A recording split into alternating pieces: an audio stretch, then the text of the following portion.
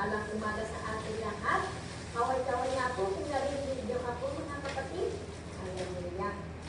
Praise the Lord. So, bago tayo magpatuloy mga kapatid, samahan niyo ako na manalangin sa Diyos. Hallelujah. Purihin ka Panginoon sa oras na ito. Salamat muli sa oportunidad na ibinigay mo sa amin upang kami ulit ay makinig sa inyong salita. Dalangin po namin ang inyong banal na Espiritu sa pong maggabay sa bawat isa sa amin upang aming maintindihan ang inyong salita, Panginoon. Lord, I pray in the name of Jesus na, Lord, bigyan mo kami ng concentration upang wala kami mag-miss sa mensahe na ibinanda mo sa amin sa umaga ito. At inaangkin namin, Panginoon, na bago matapos itong gawain, Panginoon, nandyan, Panginoon, ang kalayaan, nandyan, Panginoon, ang napatatak, nandyan, Panginoon, yung kapanatagan sa aming puso, sa aming isip, Panginoon, dahil naniniwala kami na nandito ka sa aming Panginoon, nandito ka sa aming puso, Panginoon, sa inyong lahat ng papuri, in Jesus' name. Amen. Okay, mga kapatid, tayo po ay kakain sa spiritual nating pagkain, kaya po, tayo po ay mag-concentrate at para hindi natin ma-miss yung mensahe na itinanda ng Panginoon sa atin sa umaga ito. So, ang ating pong pag-aaralan sa umaga ito mga kapatid ay pinamagalan ko pong huwag matakot. Fear not. Sabihin mo sa katabi mo, huwag kang matakot, kapatid. Fear not. Huwag tayong matakot o huwag tayong mag-alala. So, buksan po natin ang ating Biblia sa Isaiah chapter 41 verse 10. Isaiah chapter 41 verse 10. Ano po ang sabi niya doon sa Isaiah 41 verse 10? Sabi niya, huwag kang mangamba sapagkat kasama mo ako. Huwag kang malungkot sapagkat ako ang inyong Diyos. Palalakasin kita at tutulungan. Aalalayan kita sa pamamagitan ng kamay kong nagligtas. Huwag mo nang tanggalin, kapatid. Okay, so ito po ay instruction po ng Panginoon. Mismo ang Panginoon ang nagsasabi kay Isaiah na sabihin mo sa bayan ng Israel, sabihin mo sa mga sumasampalataya sa akin, sabi niya na huwag po tayo mga bakaya po ano po ang ating, paano natin madaig. Hindi po natin maiwasan na nandyan yung takot at pangamba dahil sa mga nakikita natin, dahil sa nandito pa tayo sa mundo na magulo. Pero ito po ang ating comfort, ito po ang paalala ng Panginoon sa bawat isa sa atin sa umagang ito. Paano natin daigin o malagpasan ang takot dahil nandyan talaga ang takot, no? At pangamba. So sabi niya dito na huwag kang mangamba sapagkat kasama mo ako. Number one, paano natin madaig? Kailangan natin talagang sumampalataya. No? Sumampalataya, sabi niya.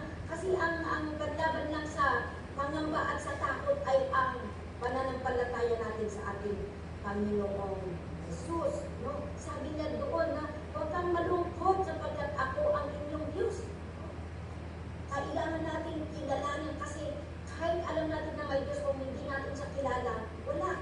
Ang ibig kong sabihin kung sinasabi kong kilalanin natin ang Panginoong Jesus ay kailangan natin tanggapin siya bilang Diyos at tagapagligtas. Ang daming Panginoon dito sa mundo, kailangan po natin specific. Sabi po niya, balikan natin ito mamaya, pero punta tayo muna sa Acts chapter 4 verse 12. Sino ang Diyos na kailangan natin kilalanin at tanggapin sa ating buhay? Sabi niya, sinabi ng mga taong Acts chapter 4 verse 12. Okay, sabi po doon sa Acts chapter 4 verse 12 na walang sino man sa mundong ito ang makakapagligtas sa atin kundi si Jesus lang. So very clear, kung may pangalan na ibinigay mula sa langit, mula sa Ama, na pwede makapagligtas sa sanlibutan, sa bawat isa sa atin, sa buong mundo, ay walang iba kundi ang Panginoong Jesus. Siya po ang, hindi lang po ibinigay ang pangalan, pero siya ang pumunta dito sa lupa, dito sa mundo, at siya po ay namatay para sa ating mga kasalanan ang kanyang dugo ay nabubog doon sa cross upang ang ating kung sino man ang sumampalataya sa kanya ay makakaroon ng kapatawaran. At hindi lang kapatawaran kundi tayo ay magbabalik loob, tayo ay ma-reconcile sa ating makakaroon ulit ng relasyon sa ating Panginoon. So, kung tayo ay sumampalataya sa Kanya, tayo po ay makakaroon ng relasyon sa ating Panginoon Jesus. At kapag ka po may relasyon tayo sa Panginoon, ang Panginoon po ay nananahan sa ating puso. Kaya po sabi niya doon, balikan natin yung Isaiah chapter 41 verse 10, na sabi niya kanina na, ang Diyos ay nasa atin. At kung ang Diyos ay nasa atin, sabi niya, tayo ay kanyang palalakasin. Tayo ay kanyang palalakasin. Hallelujah. Mahina po tayo kung wala po ang Diyos sa atin, mahina tayo, madali tayong natatakot, madali tayong nagpapanik, madali tayong nininirbiyos. Kunting may lalo na lang kung may napapakinggan kang may nalaman mo na may sinabi ng grupo na may malalakang karamdaman o kaya sinabi ng nurse na naku, malabo itong ipaglaban itong kaso mo o kaya sasabihin nila parang imposible na ang ating sitwasyon. Pero mga kapatid, huwag po tayong mawala ng pag-asa. Sabi ko sa ating binasa kanina doon sa Isaiah 41 verse 10 na tayo ay palalakasin at tutulungan ng Panginoon. Pero conditional po mga kapatid. Sabi ko niya, tutulungan po tayo kung tayo ay kikilalanin natin ang Panginoon. Kaya kung sinasabi natin kikilalanin natin ang Panginoon, kailangan natin talagang magkaroon ng relasyon sa Kanya. Paano natin makikilala ang Panginoon sa pamamagitan ng pagbabasa sa Kanyang salita at pakikinig sa Kanyang salita. At habang pinapakinggan natin ang Kanyang salita o binabasa natin ang Kanyang salita, yung pananampalataya natin sa Kanya ay napapalakas. Damo na marami tayong nalalaman tungkol sa ating Diyos na nagkakaroon tayo ng napapalakas yung ating tiwala sa Kanya. At kung kilala natin ang Diyos, kung kilala natin kung sino siya at kung ano ang magagawa niya sa atin, dyan tayo magtiwala. At habang nagtitiwala tayo sa Kanya, nandyan yung Espiritu niya na nandyan siya na nagsasabi, hindi kami iisa. Kaya, kung sabi nito, iinatan ka, pakibalik na ulit doon sa Isaiah 41 verse 10. Balikan natin. Sabi niya, sa Isaiah 41 verse 10, sabi niya, palalakasin kita, di ba? At tutulungan, aalalayan kita. Wow. Paano na tayo tutulungan? Aalalayan na tayo mga kapatid. Magbigay, paano na tayo aalalayan? Magpapadala siya ng mga tao na tutulong sa atin. Ang kamay po ng Panginoon ay hindi maigsi para hindi na tayo abutin. Gumagawa siya ng paraan para tayo ay abutin, para tayo ay matulungan, para tayo ay maalalayan. So, sabi dito, ang kami ng Diyos ay palaging nandyan sa mga nagtitiwala sa Kanya, sa mga kumikilala sa Kanya.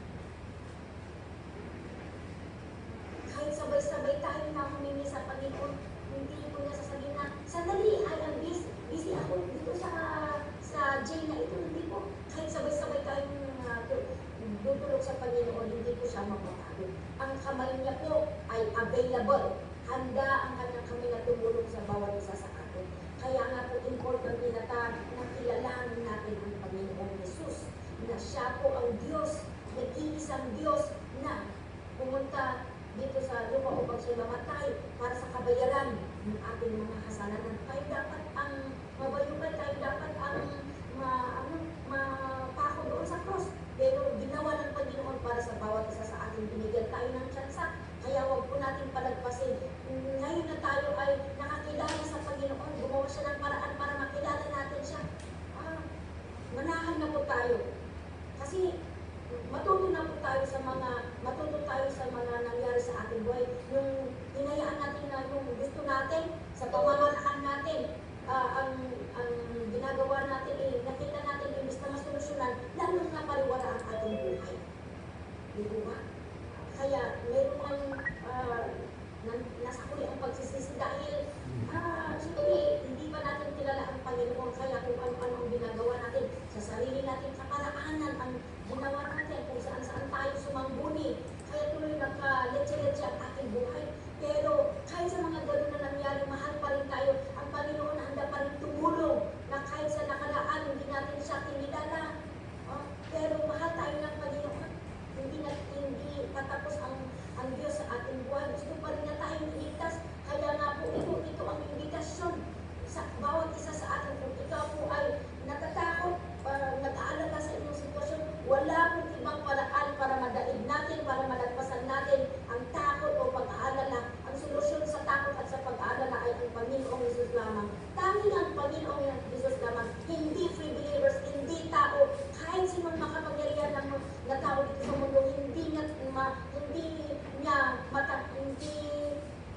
niya kayang tagalin yung takot at pag-aalala. Pero si Jesus, ang makapangyarihang pangalan ng ating Panginoong Jesus, ang Diyos na lumikha na sa lahat, ang Diyos na patuloy na gumagabay at kumaalala sa bawat isa sa atin, sa kabilaan ng ating mga pagkukulang, sa kabilaan ng ating mga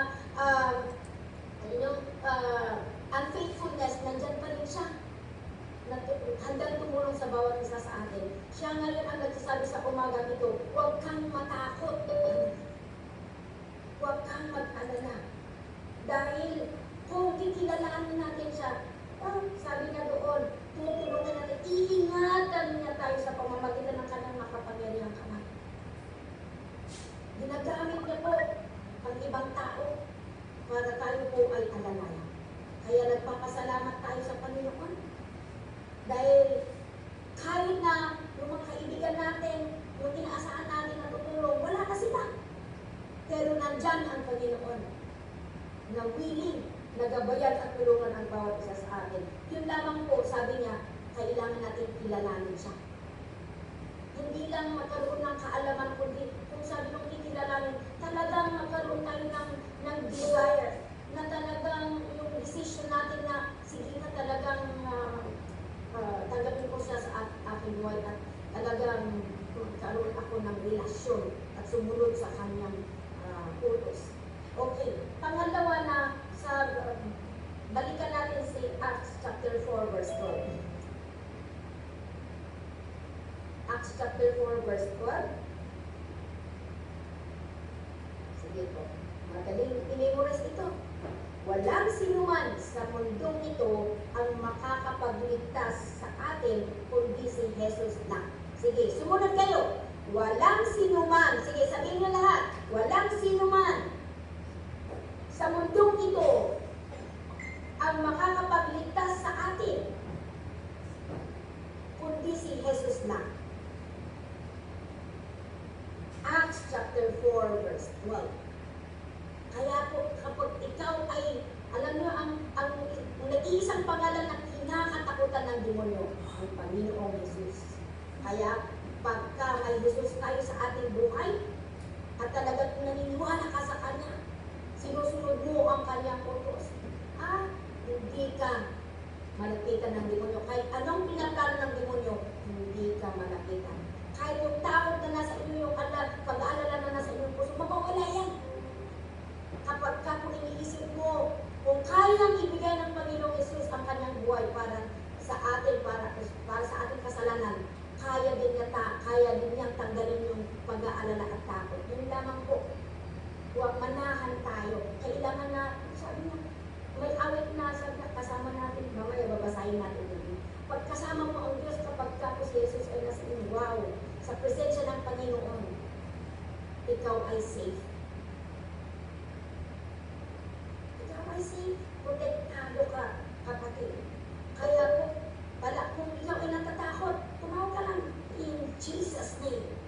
Maganda yan kung may natatakot. Kung natatakot ako, may mga nakikita ka kung minsan, dahil sa depression, kung ano na nakikita mo, kung ano na napapanaginipan mo, in Jesus' name. Sabihin mo yan na may lakas, may paniniwala. Kahit na in Jesus' name, takot ang Diyos. Kung nananaginip ka o kaya minsan yung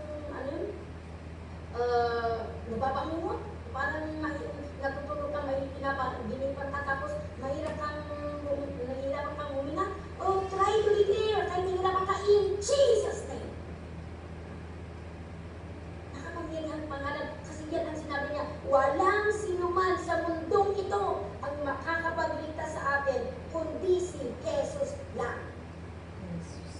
Sana gawin natin versikulo na. Yan.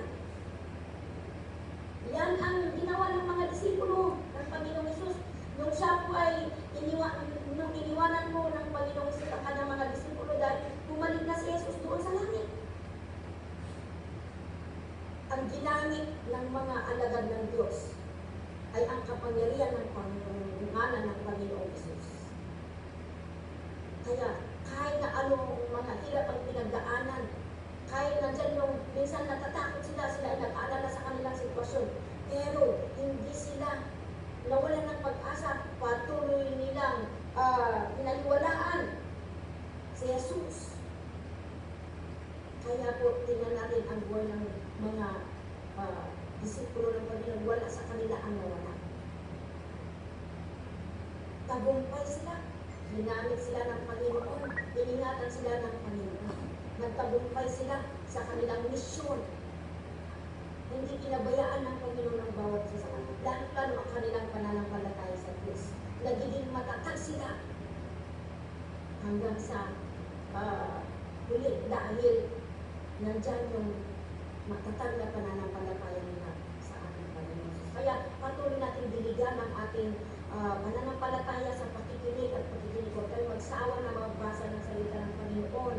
Kasi alam ng demonyo kung wala kang alam o kaya nag-relax ka, alam ng demonyo kung wala kang pinapanindigan ng salita ng Panginoon.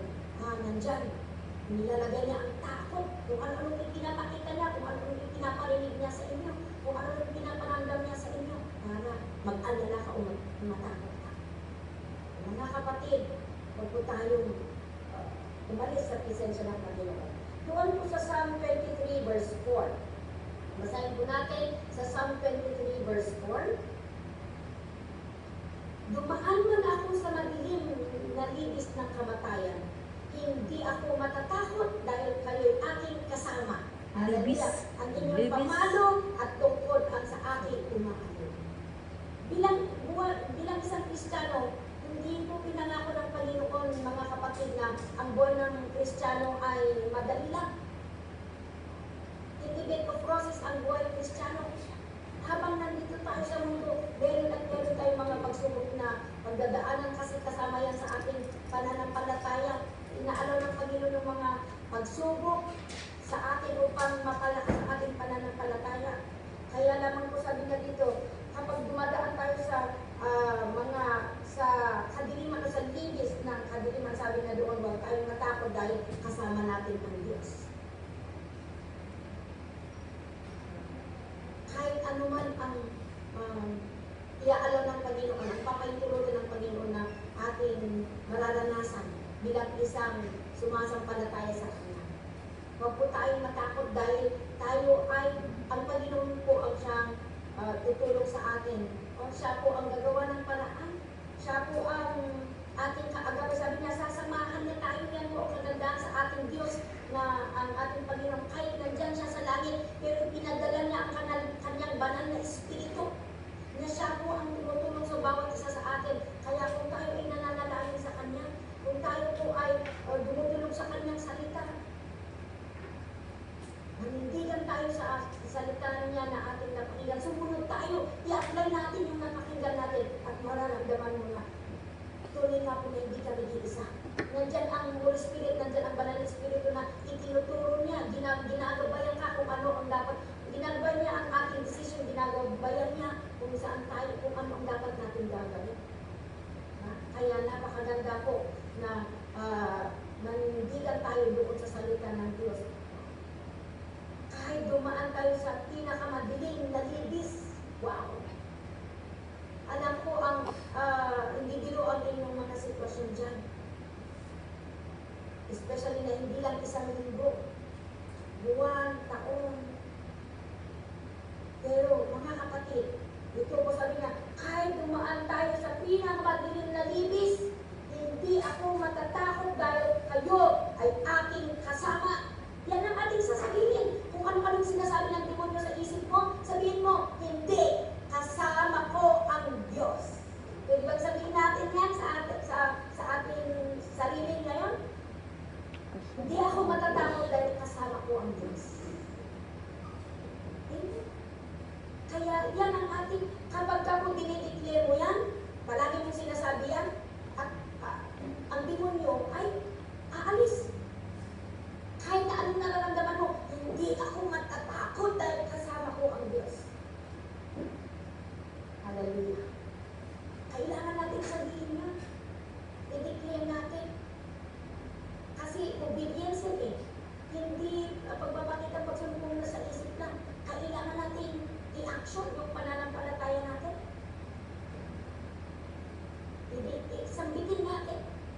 isa kung paano natin madaig ang takot at pag-aalala. Pagpupuri. Yung salita ng Panginoon na ating binabasa, sambitin mo yan. Habang sinasambit mo yan, dinidiklar mo yan, takot, sige mo yan. Magpuri tayo, magpasalamat tayo. Kaya yung ginawa natin kanina, magpuri tayo. Habang pinupuri natin ang Panginoon, bumababa ang presensya ng Panginoon. Habang bumababa ang presensya ng Panginoon, takot si demonyo sa presensya ng Panginoon. Yung nararamdaman mo na takot, na tension, habang umaawit ka, kinakalma ng Panginoon. Mamaya umaalis na, magiging okay na ang lahat. Kaya pag dumadaan tayo, pag may threat, nandyan yung nandyan kung ano man mga pagsubok ang ating pinagdadaanan, sabi ng Panginoon, nandyan ang protection niya. Ang presensya ng Panginoon ay handang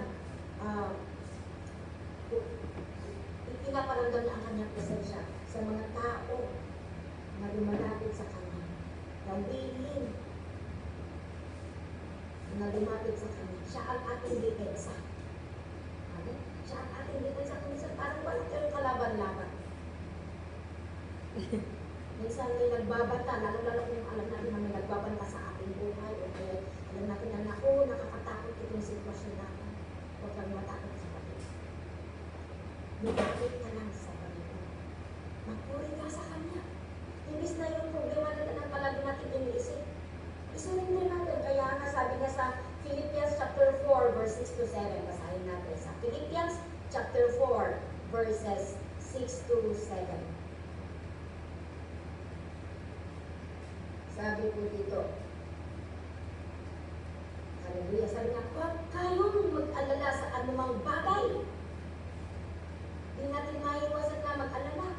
Pero sabi niya, huwag kang mag-alala, huwag kayong mag-alala sa anumang bagay. Don't worry about everything.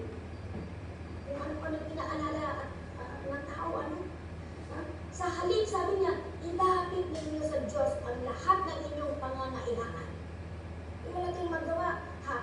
Kung palagi mong iniisip yung pangailangan mo, siyempre iisipin natin yun. Pero ang ibig kong sabihin, kung nakafocus ka doon at wala kang magawa, lalo kang mai-stress. Kaya sabi niya dito, sa halip na nag-aalala tayo sa anumang bagay, sabi niya, ilapit natin sa Diyos ang lahat ng ating pangangailangan sa pamamagitan ng panalangin. Manalangin tayo palagi, kahit maliit, kahit alam mo gagawin mo, maganda na isang kunin natin, maganda na ilapit natin. Hindi niya sinabi na kung nahihirapan ka na lang sa kanalang dudog. Sabi niya, lahat ng kailangan natin. Kaya, ibig sabihin, kahit na alam mo ang inyong gagawin, maganda na ilapit pa rin natin para may basbas ang Panginoon. No? Ilapit para may protection ang Panginoon. Ilapit natin sa kanya ang lahat ng ating pangangailangan sa pamamagitan ng panalangin at na may kasamang pasasalamat. Walang silbi pala kahit nananalangin tayo kung at puro naman complain ang sa puso natin ay nagpo-complain. Wala rin. Kailangan samahan yung panalangin ng pananampalataya at pagpapasalamat. Imbis na, Lord, hingi po ako ng ganito. Imbis na paghingi palagi, ang sabihin, salamat Panginoon dahil alam ko ikaw ang Diyos na makapangyarihan. Alam ko na kaya mo akong tulungan. Magpasalamat tayo. Imbis na, please, ang gawin natin, maraming salamat, magpasalamat. Ay, dito mo na tinanggap mo na. At yan. Sabi niya, kung baguhin natin ang ating attitude na imbis na puro na lang iniisip yung problema, manalangin na lang, magpuri sa Diyos, inikilala ang kanyang salita, sambitin ang salita niya.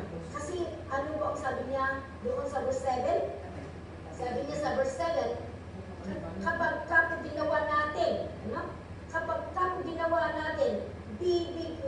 bibigyan kayo ng Diyos ng kapayapaan.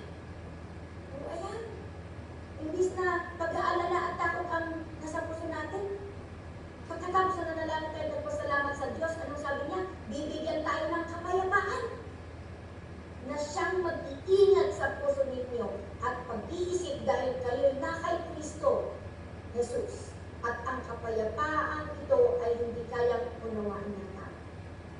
Tunay, totoo po yan, na ang kapayapaan na nanggagaling sa Diyos ay talagang hindi kayang unawain ng tao. Paano mo magawang tumawa sa kabila ng mga matitinding problema at sa mga sitwasyon mo? Nakakayanan pa rin natin, hindi natin maintindihan bakit panatag ka pa rin? Bakit kaya mo pa rin umitin? Kaya mo pa rin mag-isip ng maayos? Dahil ang presensya ng Panginoon ay nasa ating puso. Yan po ang ating gagawin, i-practice natin at makita natin, hindi na malungkot ang mukha natin, hindi na mahaba na parang kampalaya. Diba? Yan ang panlaban sa stress at pangamba. Kung nakukonfuse ka, kung naguguluhan ka, manalangin ka sa Panginoon. Magpuri ka sa Panginoon. At ayan, bibigyan ka ng Panginoon ng kapanatagang kapayapaan. Hindi lang kapayapaan. Siya po, sabi niya, God will defend. Sabi niya, gagawin siya ng paraan para maayos ang lahat. Para mapanatag ang lahat. Kaya, kung may napapakita tayo ng problema sa ating pamilya, minsan tatawag sila tapos imbis na kumustahin, iba ang sasabihin. Hindi lang tayo may stress. Ang sabihin natin, sige, manalangin tayo, kapatid. Manalangin tayo. Manalangin, huwag tayong magpadala doon sa napakinggan natin. Manalangin tayo, isang bunin natin sa Panginoon. At yan, hindi lang niya papanatagin ang ating Panginoon, ang ating puso, kundi aayusin niya yung ating problema. Piliin natin sumampalataya kasi sabi niya, siya ang makikipaglaban sa bawat isa sa atin. Kaya mga kapatid, huwag po natin pabayaan ang ating pananampalataya sa Panginoon. Huwag po natin pabayaan ating spiritual life. Huwag po natin pabayaan ang ating relasyon sa Panginoon. I-work out natin yan, ingatan natin yan, kasi dyan lahat ng mag-flow ang lahat. Pag nasira ang relasyon mo sa Panginoon, kapag ka po umalis tayo, lumayo tayo sa ating relasyon sa Panginoon, gugulo ulit ang ating buhay. Kasi alam mo, malayo na siya sa Diyos. Pero kung palagi mong kasama ang Diyos, wala, you are protected. Wala kang dapat ipangamba. Kaya po, yan bakit tayo, nandyan yung matinding takot at pag-aalala? Dahil iniiwanan natin ang ating pananampalataya. Kaya mga kapatid, tungkol everything na ating napakinggan, paano natin daigin umalagpasan ang takot natin ang pag-aalala sa pamamagitan ng pagkilala sa Panginoong Yesus. Pangalawa, sumampalataya tayo sa Kanya. Sumampalataya tayo sa Kanya. Manahan tayo sa Kanyang presensya. Manalangin tayo sa lahat ng oras. Ano man ang pagdilangan, ano mang sitwasyon, mabuti o maganda, palagi natin alalahanin at magpasalamat tayo sa Diyos at magbasa. At lalo-lalo sama natin ng action. Sumunod tayo, tuloy-tuloy na pagsunod sa ating Diyos. Dahil kung palagi tayong nanindigan doon sa katotohanan, sa katuwiran, nandyan ang Espiritu ng Diyos na nagbibigay sa atin ng kapangyarihan upang malagpasan natin ang lahat ng mga pagsubok. Okay? So, mga kapatid, dito po tayo nagtatapos. Muli po, huwag po tayong matakot dahil kasama natin ang Diyos. Hallelujah, manalangin tayo. Panginoon, lubos po kami nagpapasalamat sa umagang ito na kami po ulit ay pinaalalahanan mo na huwag kami matakot. Panginoon, muli po binubuksan namin ang aming puso. Inaanihan ka namin na pumasok. Manahan sa aming puso. Manahan ka sa aming buhay. Sinisurrender.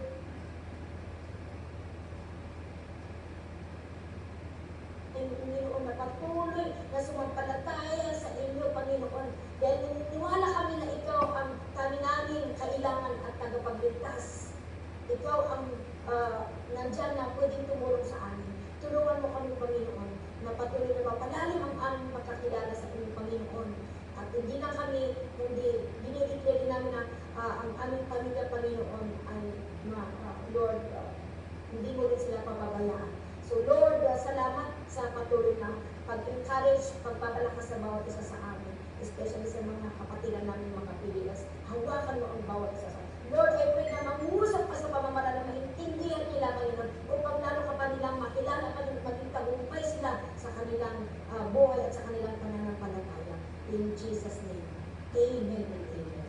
God bless everyone. Ibalik ko po sa ating mahal na